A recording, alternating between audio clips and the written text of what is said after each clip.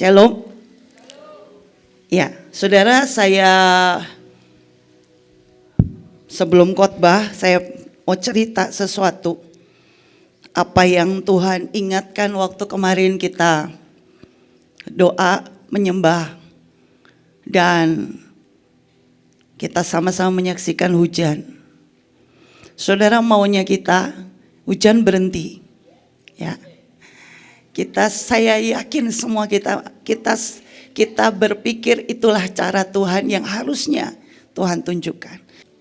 Saudara, seringkali Tuhan kadang harus memperkenalkan kita dengan yang namanya bobot. Tuhan harus perkenalkan kita dengan ketepatan. Tuhan harus memperkenalkan kita dengan kuasa. Tuhan harus memperkenalkan kita dengan belas kasihan buat jiwa-jiwa.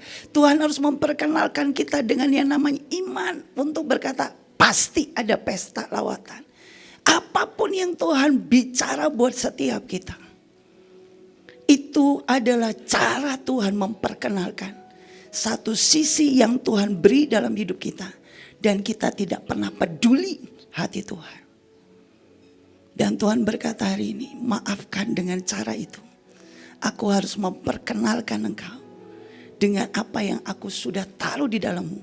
Dan engkau tidak juga mengerti. Saudara, hari ini Tuhan ajarin saya tentang yang namanya menjadi saluran Tuhan. Saudara, kalau saya ini tidak terlalu ngerti listrik ya. Saya pelajari semalam juga, rasanya otak ini sesuatu banget. Saudara, kalau saudara punya kabel charger itu kan kecil ya. Saudara pernah lihat kabel kota? Pernah nggak? Yang digulung besar itu loh. Pernah lihat ya? Saya udah tahu ada yang lebih besar lagi nggak dari itu. Ya, saudara, dibutuhkan saluran untuk menyatakan kemuliaan dan kuasa Allah. Ketika kabelnya itu nyolok, salurannya nyolok sama gensetnya, sama sumber. Saudara, kalau kita tidak pernah jadi saluran yang wadahnya diperbesar dan siap, kita satu akan menimbulkan kegelapan dan kematian. Gak pernah bisa menyalurkan terang dan energi untuk fungsi. Tapi juga bisa menyebabkan konslet. Yang lebih parah, kabelnya bisa terbakar. Kenapa? Kita gak pernah memperbesar kapasitas kita untuk dipersiapkan ketika Tuhan ingin menyalurkan yang lebih besar lewat hidup kita. Saudara, ketika banyak hal Tuhan izinkan, saudara, ada Alkitab, ada ayat yang berkata begini, berbahagialah kalau engkau jatuh dalam berbagai-bagai pencobaan. Ada kan ayatnya? Saudara, waktu saya pelajari kata berbahagia itu asal katanya itu dari kara. Kara itu begini loh. Kara itu adalah engkau menemukan satu alasan untuk tahu hasil akhirnya seperti apa. Jadi itu membuat hatimu tenang dan firm, teguh. Kata berbahagia itu artinya dalam bahasa aslinya adalah engkau menemukan sebuah alasan kenapa Tuhan izinkan itu terjadi dan engkau diizinkan tahu hasil akhirnya kayak apa. Dan itu membuat kita berbeda dari manusia pada umumnya. Kita tahu bagaimana Tuhan akan membawa kita, bagaimana Tuhan akan menyembuhkan kita, bagaimana Tuhan akan memberkati kita, bagaimana Tuhan akan mengangkat kita, bagaimana Tuhan akan memelihara berkasih, bagaimana Tuhan akan menyelamatkan Indonesia, bagaimana Tuhan akan menenangkan bangsa demi bangsa. Saudara, ayatnya berkata bangsa bangkit melawan bangsa. Mereka rekakan yang jahat. Iblis ingin merusak dan menyatakan dirinya. Kerusakan harus terjadi. Tapi pada waktu kita tahu rencana keselamatan dan lawatan Tuhan harus terjadi, maka kita berdiri dan berkata, aku memutuskan, menetapkan dengan pengertian dan sukacita. Amin. Saudara, mau jadi saluran yang ajaib dari sumbernya yaitu Tuhan. Saudara, yang pertama, kita harus tahu bahwa kita ini bukan sumber. Jadi jangan pernah bawa orang kepada kita. Bawa orang ke Tuhan. Sumber adalah Allah. Kita hanya saluran. Amin. Jangan dibalik. Karena kalau dibalik, kita tidak akan melihat manifestasi kuasa Roh Kudus mengalir lewat hidup kita. Ya. Yang kedua, tapi masing-masing saluran itu kekuatan penghantarnya berbeda. Saudara harus periksa bahanmu ini apa? Apakah engkau cuma bahan jerami, bahan kayu yang mudah terbakar dan habis? Atau engkau bahan emas murni yang ketika Tuhan izinkan untuk mengeluarkan semua yang terbaik dari engkau, yang keluar adalah ucapan syukur. Yang keluar adalah hati yang tenang dan berkata, Tuhan, aku tahu dan pasti engkau tidak pernah salah. Bahan apa yang engkau punya? Apakah engkau bahan plastik? Nggak bisa menghantar listrik. Engkau akan leleh dan tidak akan kuat begitu kena panas. Apakah engkau bahan yang bisa menghantarkan listrik, menghantarkan kuasa dari sumbernya dan membuat segala sesuatu makin ajaib? Saudara, itu janji. Tuhan berkata engkau akan melakukan yang lebih besar daripada yang kau lakukan di bumi. Itu janji firman ya. Dan saya berdoa setiap kita periksa bahan kita. Saudara, bahan apa yang engkau hari ini terbuat? Caramu melatih hidupmu, caramu melatih diri, caramu memutuskan reaksimu, itu menentukan kualitas bahan saudara. Dan itu membuat engkau siap jadi saluran yang menghantarkan kuasa dari sumber kepada dunia ini. Saudara, ada satu ayat yang ada beberapa ayat panjang sekali, tapi saya ingin kita baca Kisah Rasul 8. Kisah Rasul 8 mulai ayat 6 sampai 24.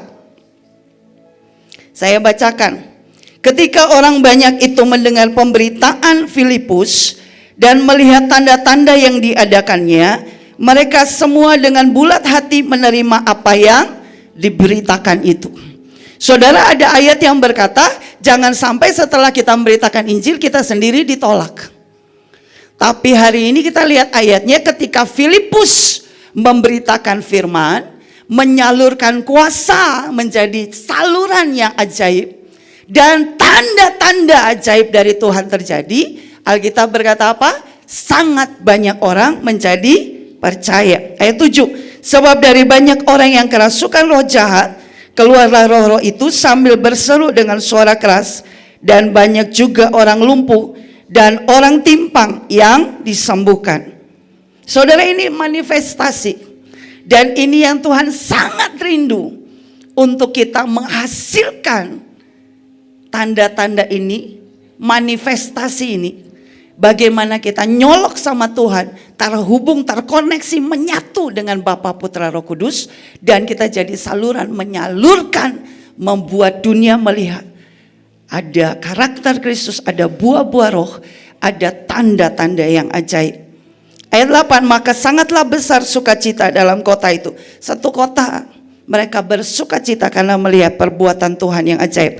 Ayat 9, seorang yang bernama Simon telah sejak dahulu melakukan sihir di kota itu dan mentakjubkan rakyat Samaria, serta berlagak seolah-olah ia seorang yang sangat penting. Semua orang besar kecil mengikuti dia dan berkata, orang ini adalah kuasa Allah yang terkenal sebagai kuasa besar.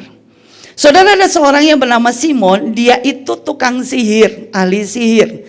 Dia bergerak dengan ilmu yang dia punya, dan satu kota tuh bahkan menyebut dia begini, ini orang kuasa Allah yang besar, terus terkenal dan banyak yang ikut dia. Saudara, pada waktu Simon lihat perbuatan yang dilakukan Filipus dan murid-murid Yesus, Alkitab bilang begini, Ayat berikutnya, semua orang besar kecil mengikuti dia dan berkata, orang ini adalah kuasa Allah yang terkenal sebagai kuasa besar.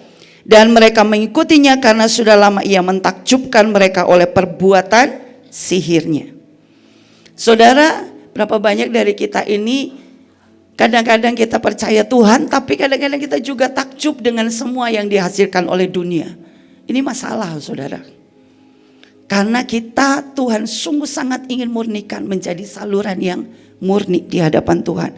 Berikutnya, tetapi sekarang mereka percaya kepada Filipus yang memberitakan Injil tentang kerajaan Allah dan tentang nama Yesus Kristus, dan mereka memberi diri mereka dibaptis baik laki-laki maupun perempuan.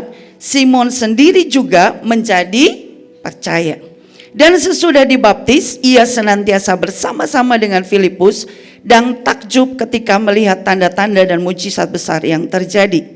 Ketika rasul-rasul di Yerusalem mendengar bahwa tanah Samaria telah menerima firman Allah, mereka mengutus Petrus dan Yohanes ke situ. Setibanya di situ, kedua rasul ini berdoa supaya orang-orang Samaria itu beroleh Roh Kudus. Sebab Roh Kudus belum turun di atas seorang pun di antara mereka, karena mereka hanya dibaptis dalam nama Yesus. Kemudian keduanya menumpangkan tangan di atas mereka, lalu mereka menerima Roh Kudus. Ketika Simon melihat bahwa pemberian Roh Kudus terjadi oleh karena rasul-rasul itu menumpangkan tangannya, ia menawarkan apa? Uang kepada mereka. Jadi Simon ini sekalipun sudah dibaptis, tapi dia tetap butuh perjalanan untuk mengenal kuasa Allah. Bahwa itu didatangkan bukan dengan uang, tapi dengan seluruh hidupmu menjadi saluran yang terkoneksi, nyambung sama Tuhan. Saudara, apa yang dia lakukan? Dia ngasih uang serta berkata, berikanlah juga kepadaku kuasa itu, supaya jika aku menumpangkan tanganku di atas seorang, ia boleh menerima Roh Kudus. Tetapi Petrus berkata kepadanya, binasalah kiranya uangmu itu bersama dengan engkau, karena engkau menyangka bahwa engkau dapat membeli karunia Allah dengan uang. Perhatikan ini, tidak ada bagian atau hakmu dalam perkara ini. Saudara, jelas bagian kita adalah menyembah, menghormati Dia, berkata buat Tuhan sebuah kehormatan. Kau pakai aku di ladang. Tapi bukan hak kita dan bukan penentuan kita. Kuasa Allah akan bekerja dengan sangat dahsyat. Saudara, kita harus jadi saluran yang tepat. Tapi bukan menyogok dan mengatur Tuhan dengan cara kita. Jadi bertobatlah dari kejahatanmu ini. Berdoalah kepada Tuhan supaya Ia mengampuni niat hatimu ini, sebab kulihat bahwa hatimu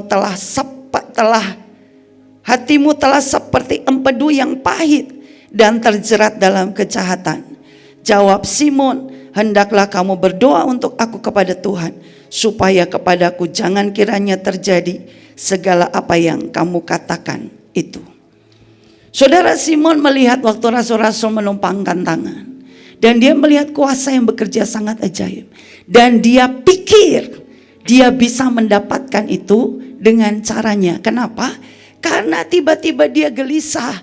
Ada begitu banyak orang di kota dan pergi meninggalkan dia, dan mereka memberi diri mereka dibaptis karena pemberitaan Injil oleh Filipus dan murid-murid Yesus.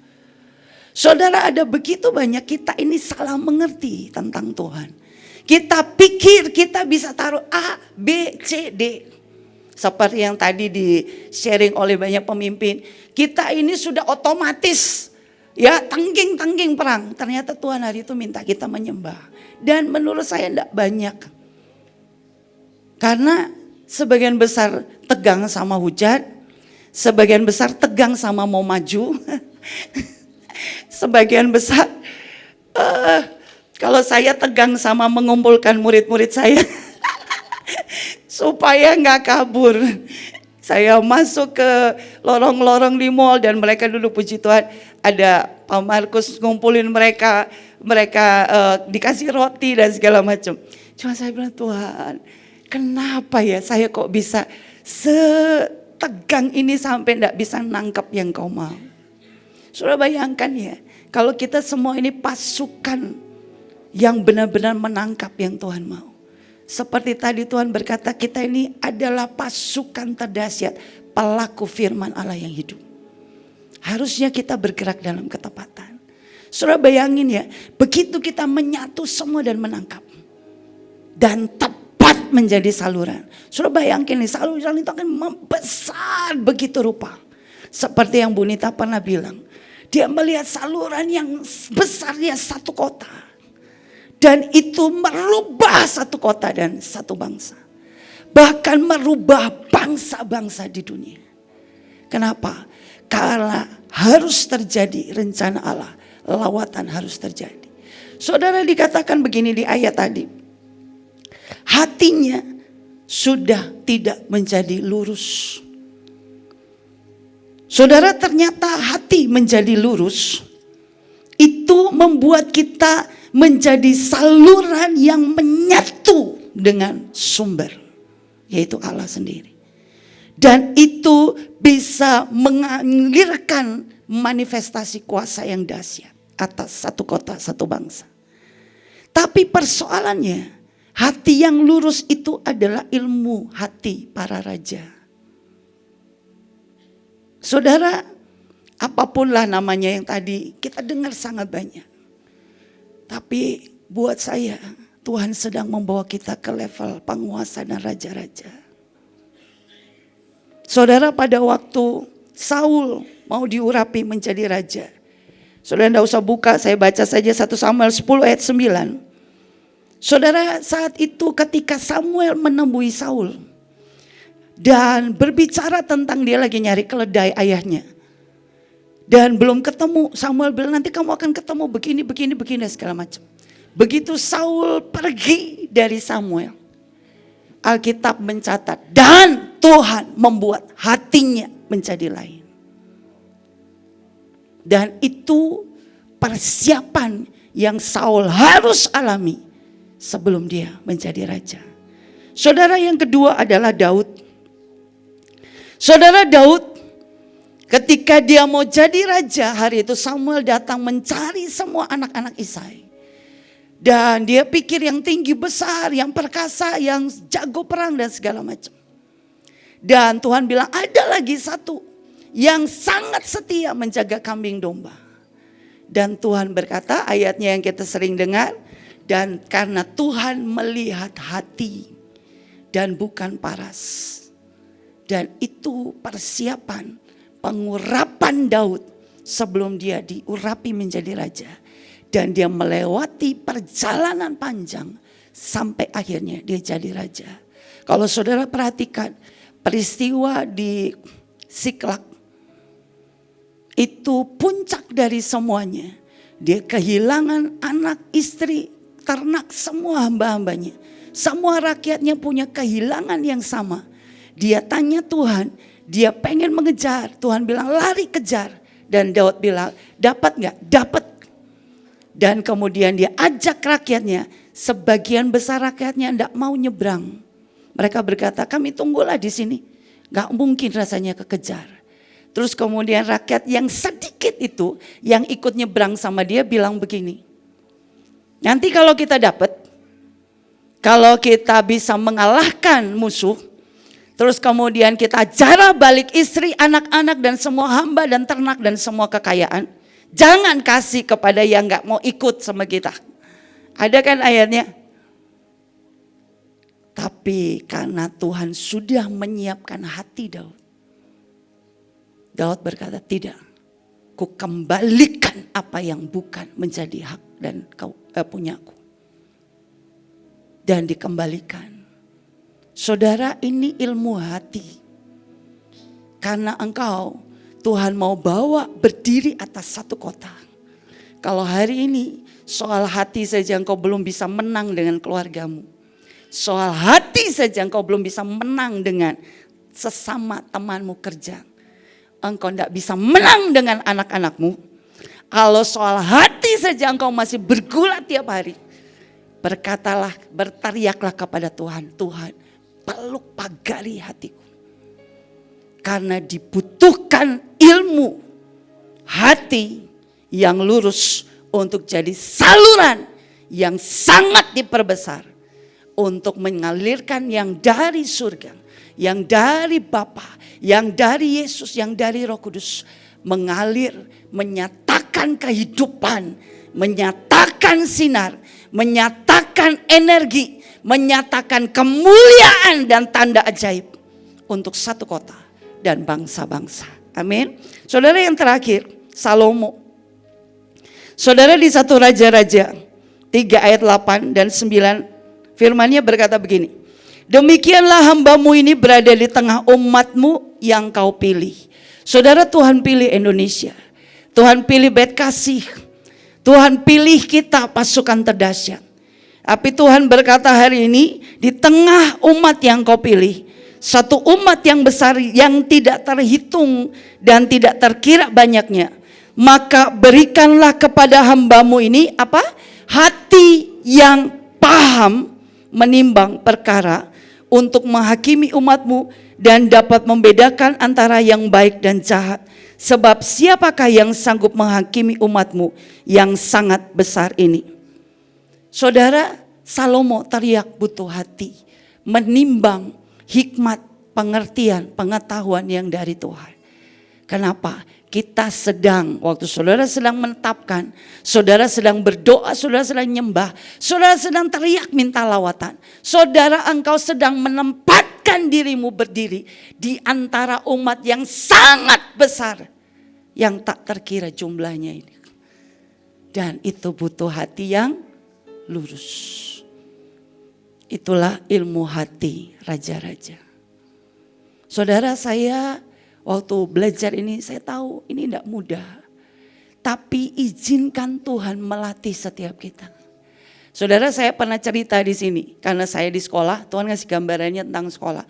Saudara, sebelum orang ujian nasional, dia harus ada ujian naik kelas, betul?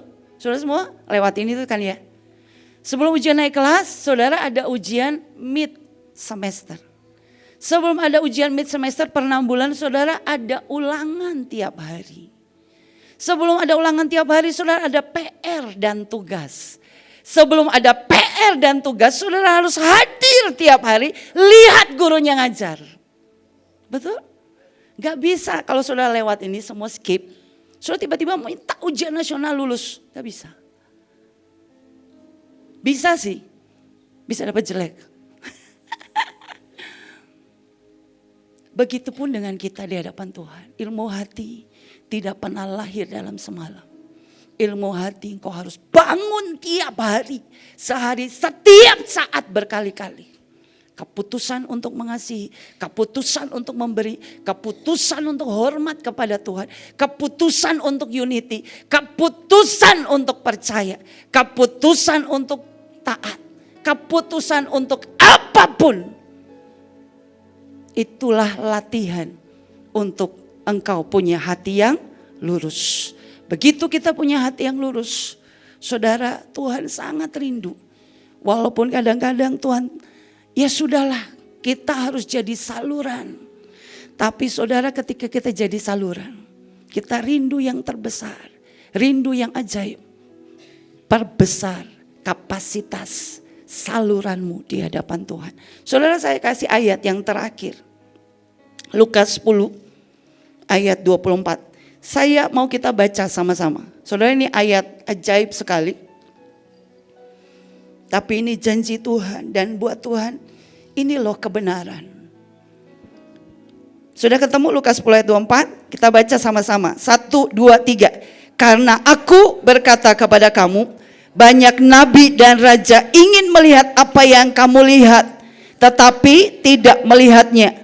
Dan ingin mendengar apa yang kamu dengar, tetapi tidak mendengarnya. Saudara, ini sebuah kehormatan, bukan sebuah beban. Saudara, ini saya ngomong sama diri saya sendiri setiap saat, apapun. Sebuah kehormatan ketika engkau harus berdiri buat suamimu, buat istrimu, buat anak-anakmu, mendoakan mereka. Sebuah kehormatan ketika engkau berdiri buat keluargamu. Kehormatan ketika engkau harus berdiri buat kotamu. Ketika engkau harus bagi-bagi roti mungkin. Kau harus pasang terpal mungkin. Kau harus angkut sampah mungkin. Apapun itu. Saudara, Alkitab berkata banyak nabi dan raja sangat ingin melihat apa yang kau lihat hari ini. Dan mereka tidak melihatnya. Mereka sangat ingin mendengar apa yang kau dengar hari ini. Dan mereka tidak mendengarnya. Tapi Tuhan berkata, aku beri engkau mendengar. Aku beri engkau melihat. Supaya genap yang dikatakan firman Allah. Maka kemuliaan itu akan menutupi bumi seperti air laut menutupi samudera. Saya berdoa, seberapapun yang hari ini kau harus jalani, mari lakukan sebagai PR dan tugasmu, sebagai kehormatan, karena engkau disiapkan menjadi saluran yang sangat ajaib untuk manifestasi kuasa Roh Kudus. Amin.